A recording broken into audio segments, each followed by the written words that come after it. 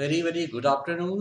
आ जाइए, फिर से अजीत मेहता सर आ गए हैं आपके इस सेशंस को लेकर। जेपीसी मेंस, जिन लोगों ने जेपीसी मेंस की तैयारी शुरू कर दी है या जिन लोगों ने ये सोचा है कि उन्हें तैयारी करनी चाहिए, या जिन लोगों ने हमारे यूट्यूब्स में कई सारे अप्रोचेस को देखा है जिसमें मैंने बताया है कि किस तरह से आप मार्क्स को चुराओगे और किस पोर्शन पे ज़्यादा वर्क करना चाहिए जिससे आपका मेंस में अच्छे मार्क्स के रूप में आप आ पाओ। तो इस अच्छे मार्क्स को लाने के लिए, फॉर बेटर मार्क्स को इनकैश करने के लिए, आपकी जो स्ट्रेटजी थी उस स्ट्रेटजी में मैंने बताया था कि साइंस एंड टेक्नोलॉजी और इन्वायरमेंट एक सेक्शंस हो गई जिसमें आप 180 मार्क्स ला सकते हैं। फिर मैंने आपको कहा कि इकोनॉमिक्स जिसमें आप 180 मार्क्स तक ला सकते हो। फिर मैंने कहा आपको ज्योग्राफी जिसमें 80 मार्क्स तक ला सकते हो। ऐसे मैंने 440 मार्क्स का आपको प्रोजेक्शन दिया था। उसी सेक्शन की कड़ी में आज मैं अपनी पहली क्लासेस को शुरू कर रहा हूँ।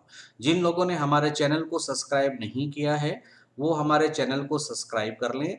That is eminent tutorials. ये जेपीसी मेंस की क्लास की स्पेशल वीडियोस है डियर आपको, जिनमें मैं क्लासेस शुरू करूंगा साइंस को लेके, फिर टेक्नोलॉजी की तरफ मूव करूंगा। ओके, और ये क्लास 1 है। इसकी हमारी जो जेपीसी मेंस की जो पेड क्लासेस है ऑलरेडी वो क्लासेस शुरू हो चुकी है और वो शाम 7 बजे से वो क्लासेस रेगुलर चल रही है हमारे।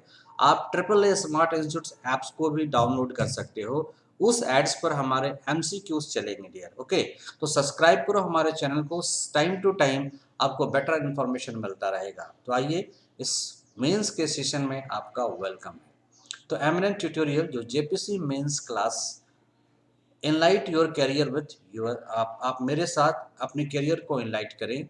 Gate classes from experts and experience faculties, fully syllabus coverage मैं आपको दूंगा। Online offline both mode availables है, but we are focus highly on online classes. Fully syllabus discussion मैं करूंगा। वर्किंग ऑन इफिशिएंसी, आपकी इफिशिएंसी पे वर्क करके आपको निखारने का काम करूंगा। Getting you ready as per your level, आपका जो लेवल है उस लेवल से मैं आपको अपवर्ड करने का कोशिश करूंगा और आपके पोटेंशियल को रैंकिंग पे लाके खड़ा कर दूंगा, ताकि जो आई ऑन योर जो प्रोग्रेस है उस पर, आपके हर एक प्रोग्रेस पर हमारी नज़र होगी। As per my concern, economics, science and environment and geography की मैं क्लासेस लूंगा। BSc Chemistry, MA Economics, continue PhD from Central University, and 7 year of teaching experience in Pathak IS Academy, online all progress academy, and now मैं अन academy plus educator में हूँ already. And general science, environment and current affairs हमारा ये area of teachings रहा है, जिसमें मैंने कई एक्सपर्टाइजेशंस को प्राप्त किया है, कई अचीवमेंट्स को मैंने प्राप्त किया है। ओके, बेस्ट अवार्ड्स भी मुझे मिले हैं टीचिंग्स के रिस्पेक्ट्स में। ओके, IBS इंटरनेशनल के द्वारा। आइए, सो पीडीएफ स्पेशल इशू आपको लेने चाहिए। ये बुक्स की सीरीज है जिसे मिनिमम ये बुक्स आपके पास होनी चाहिए। पीडीएफ स्पेशल मेरे सेक्शन में, इसके अलावा आपको बुक लेने की ज़रूरत नहीं है। पीडीएफ स्पेशल इशू ले लेंगे, आप एनसीईआरटी को ज़रूर फॉलो करेंगे और कुरुक्षेत्र मैगजीन या फिर योजना मैगजीन को ज़रूर आप कवर करेंगे। और साइंस एंड टेक्नोलॉजी के लिए पी अग्रहरि की बुक्स आती है जो टीएमएच की बुक है। ओके, एंड इन्वायरमेंट एंड इकोनॉलॉजी के लिए वैशाली आनंद की बुक है, ये भी टीएमएच की बुक है। तो इन दो बुकों को आप जरूर अपने पास रखेंगे डियर। ओके, आइए, साइंस एंड टेक्नोलॉजी की क्लासेस में हम शुरू करते हैं। पहला टॉपिक साइंस से, और इसमें आपका टॉपिक मेंशंस किया है कि why there is a need of unit और स्टैंडर्ड ऑफ यूनिट। आपको एक स्टैंडर्ड ऑफ यूनिट की ज़रूरत क्यों है, ये बात है। तो इससे पहले मैं समझता हूँ कि आपको ये बता देनी चाहिए कि यूनिट होता क्या है, इकाई होता क्या है। तो ए फिक्स अमाउंट और the number use as a standard of measurement is known as the unit. आप जरा देखो कि आपको पता होगा कि पूरी जो अभी साइंटिफिक रिसर्च चल रही है उसमें स्टेट्स जो होते हैं, पदार्थ होते हैं, कौन से होते हैं, तो सॉलिड होते हैं। सॉलिड से अगर इसमें आप हीट दोगे तो वो लिक्विड में बदलेगा, और लिक्विड को हीट दोगे तो ये गैसेस फॉर्म में बदलेगा।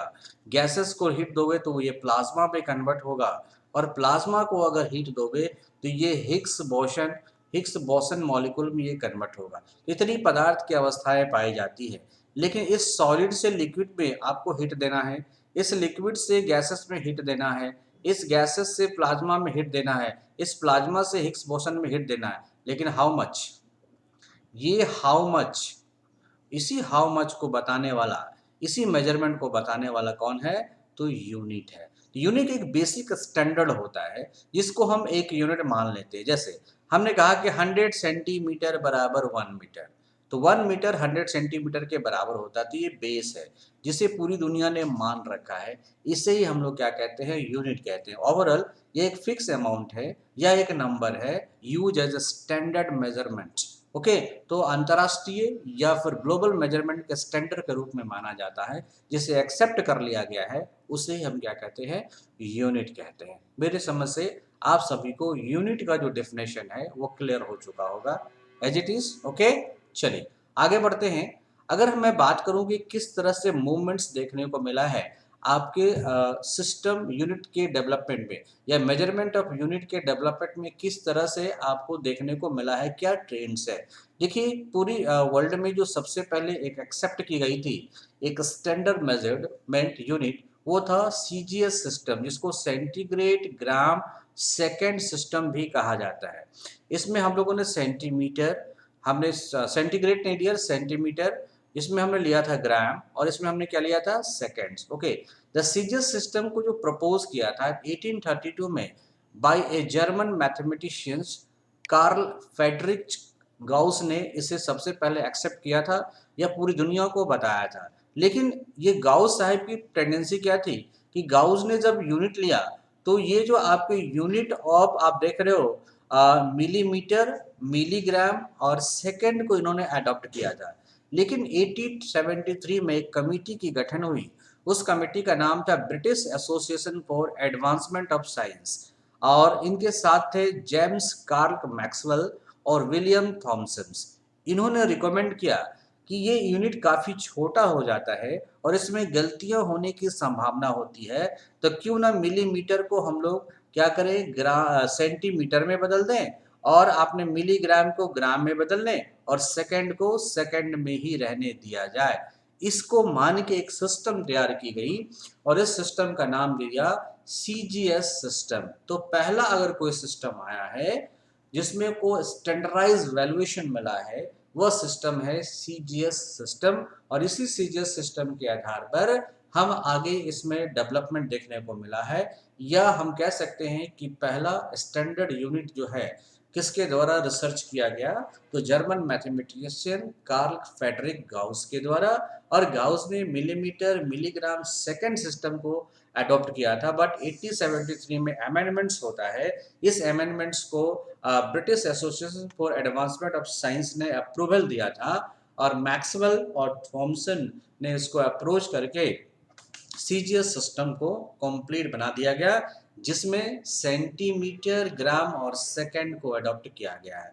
अगर आप सीजीएस सिस्टम की बात करोगे तो इनमें कुछ फंडामेंटल यूनिट्स थे, कुछ फंडामेंटल आप देख रहे हो फंडामेंटल्स क्वांटिटी थे या फंडामेंटल मीटर्स पैरामीटर थे।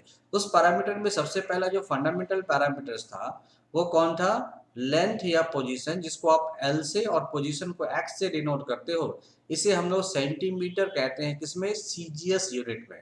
और मास को हमने एम कहा था सैंबल के रूप में, और इसे हम लोग हिंदी में द्रव्यमान कहते हैं, और इसको हम लोग ग्राम में मेजर करते हैं। और अगर टाइम की बात करोगे तो टी लेते हैं और इसे सेकंड में मेजर करते हैं। तो आप देखोगे ये आपका क्या है? फंडामेंटल यूनिट्स है। ये फंडामेंटल यूनिट्स कौन कौन से हो गए डियर? तो ये हो गए आपके लेंथ, ये हो गए मास, इसको हो गया सेकंड। तो लेंथ को हमने क्या कहा? सेंटीमीटर, मास को क्या कहा? ग्राम, और सेकंड को क्या कहा? सेकंड। इसलिए इसका नाम है centimetre gram second system of unit.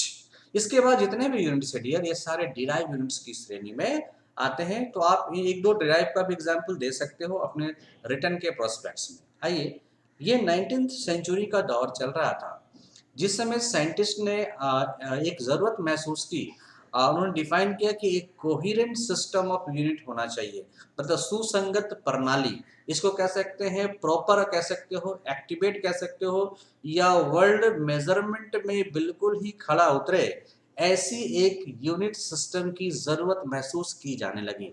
इसको देखते हुए the international electro technical commission IEC ने गॉर्गीज एक साइंटिस्ट थे, उनके द्वारा एडॉप्ट किया गया या उनके द्वारा बताया गया एमके सिस्टम को अप्रूवल दे दिया, और यह अप्रूवल कब आया? 1935 में आ जाता है।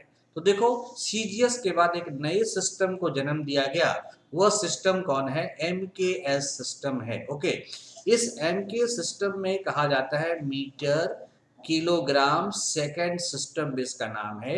इसको सबसे पहले अडॉप्ट किया था गॉर्गी ने। Okay, in 1939 the consultative committee for electricity CCE ने रिकमेंडेड किया कि गॉर्गी जो ना प्रपोजल दिया है उसमें एक और अमेंडमेंट कर दिया जाए। क्या अमेंडमेंट कर दिया जाए?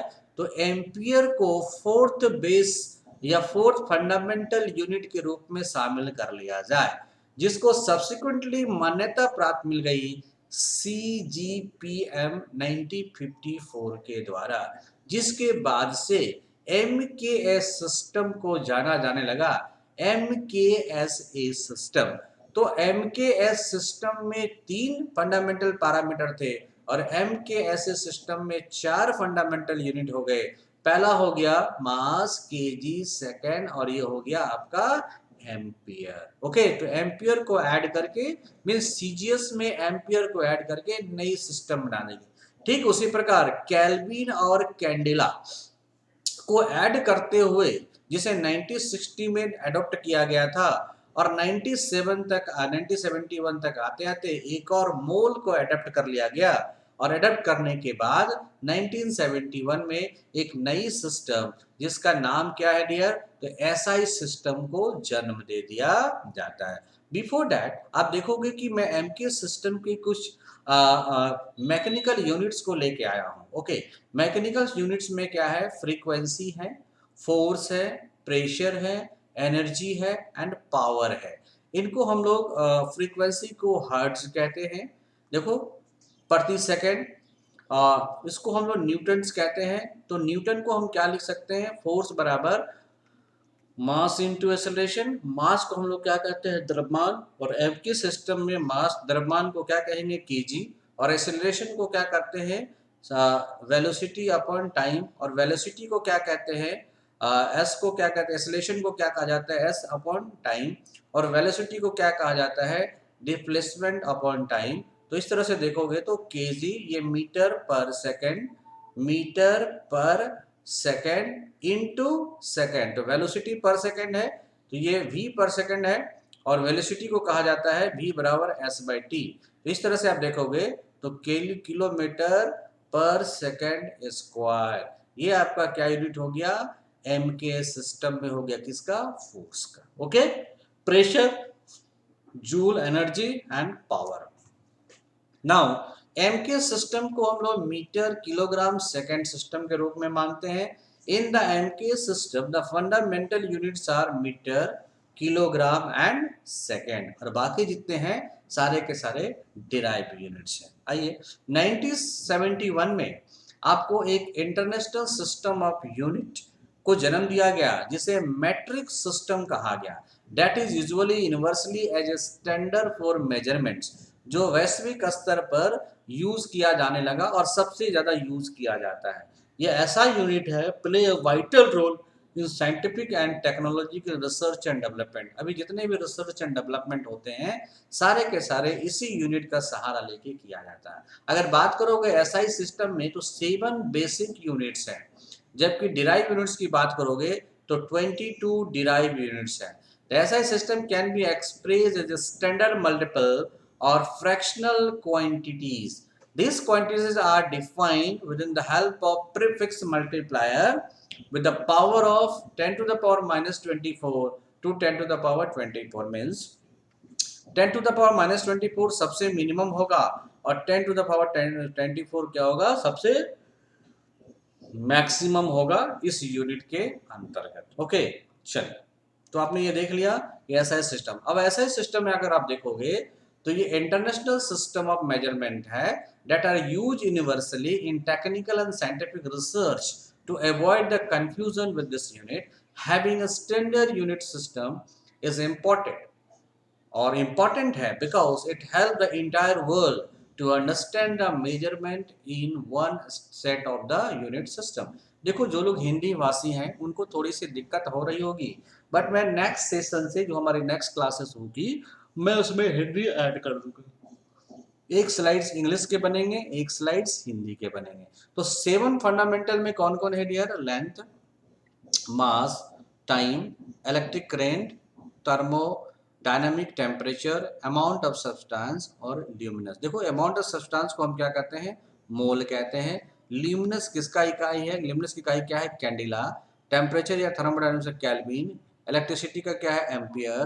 टाइम का सेकेंड, ये किलोग्राम, ये मीटर। तो एम के सिस्टम में आपसे पूछ देगा इलेक्ट्रिक करंट की इकाई क्या है, तो आप क्या बोलोगे? एम्पियर। आपसे पूछ देगा ल्यूमिनस इंटेंसिटी की इकाई एम के सिस्टम में क्या है, तो आप क्या बोलोगे? कैंडेला। तो इस तरह से इस सिस्टम में आप 2-4 एग्जाम्पल देके और आराम से लिख सकते हो और फुल मार्क्स आपको मिलेगा। अब देखिए डिराइव यूनिट्स की बात करते हैं, तो जैसे फोर्स है, वेट है, फ्रीक्वेंसी है, इलेक्ट्रिक चार्जेस हैं, इलेक्ट्रिकल पोटेंशियल है, इंडक्टेंस है, कैपेसिटेंस है, रेजिस्टेंस है और इम्पीडेंसेस, रिएक्टेंस है। ये सारे के सारे, ये रेजिस्टेंस, ये सारे के सारे क्या हैं? डिराइव यूनिट्स हैं। Okay, example of derive units को आप देख रहे हो, ये इतने सारे डिराइव यूनिट्स हैं, जिसमें देखिए मैग्नेटिक फ्लक्स से आपके एमसीक्यूज में सवाल पूछ देंगे, काफ़ी पूछा जाता है। मैग्नेटिक फ्लक्स से, एंगल से पूछा जाता है एमसीक्यू में। ओके, रेडियो एक्टिविटी से पूछा जाता है एमसीक्यू में। ल्यूमिनस फ्लक्स से पूछा जाता है एमसीक्यू में। क्लियर है? आइए अब आज का मैं आपको क्वेश्चन देता हूं। Explain the MK system and gives region this system is replaced by SI system. What is the region the SI system of unit measurement accepted by globally? आपको बताना है कि MKS सिस्टम क्या है और क्या वजह है इस MKS सिस्टम को चेंज कर दिया गया SI सिस्टम में, और क्या रीजन दीजिए कि SI सिस्टम को जो है पूरी दुनिया ने में जो है एक मेजरमेंट के रूप में एक्सेप्ट किया है। ओके, तो इन बातों को आप बताने का प्रयास करें, अपने लेखनी में लिखेंगे। ओके, और साथ में बता दूं, अगर आप कन्वर्शन की बात करोगे तो सबसे पहले सीजीएस सिस्टम आया, सीजीएस से आपका एमकेएस आया, एमकेएस से एमकेएसए आया और इसके बाद एसआई सिस्टम आया जो कि अभी आपका चल रहा है। This all are the unit trend. तो इसको भी आप एक डायग्राम के रूप में बना कर लिख सकते हो कि ये जो आया, यहाँ पे लिखोगे सीजीएस सिस्टम, सीजीएस, और यहाँ लिख दोगे 1832। फिर आप यहाँ पे लिखोगे MKS सिस्टम, MKS सिस्टम, और ये लिख दोगे डियर ये है 1939।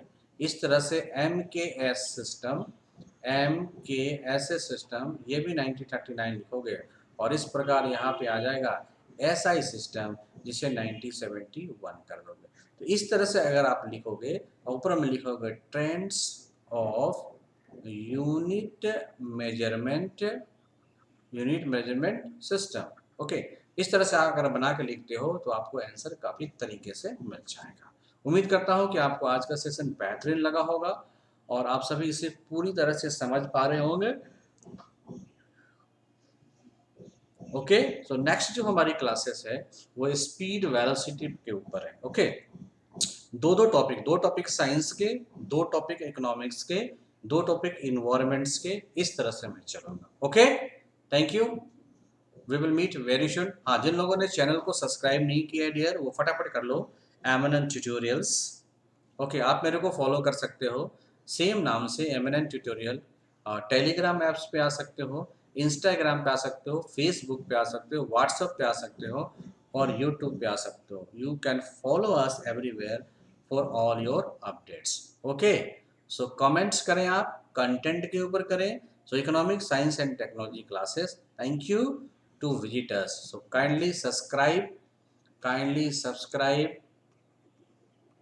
subscribes or share to friends, share to friends। कौन सा जी? तो एमिनेंट ट्यूटोरियल्स, फटाफट सब्सक्राइब कर लें ताकि आपको समय समय पर आने वाले वीडियो की जानकारी आपको मिलता रहे। थैंक यू, उम्मीद करता हूँ कि आपके पहले यूनिट्स की पहली चीज़ें समाप्त हो गई, साइंस की पहली टॉपिक समाप्त हो गई और आप इसे अच्छे तरीके से एग्जामिनेशनों में लिख पाए।